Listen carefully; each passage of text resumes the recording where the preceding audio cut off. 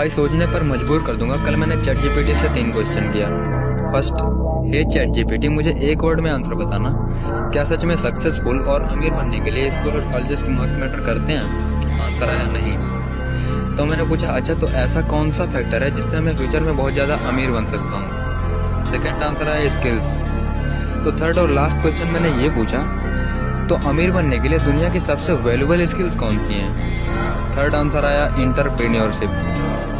तो मैंने पूछा अगर सच में ऐसा है, स्कूल और कॉलेजेस से मार्क्स मैटर नहीं करते हैं, तो 3 ऐसे इंडियंस के नाम बताओ जिन्होंने स्कूल बिना गए और टॉप किए करोड़ों कमाए हों। फर्स्ट आंसर आया रितेश अग्रवाल, 16,000 करोड़ की नेटवर्थ है।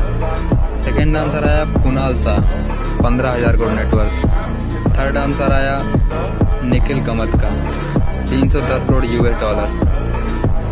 भाई ऐसे हजारों एग्जाम्पल दे सकता हूँ, शॉक मत होना।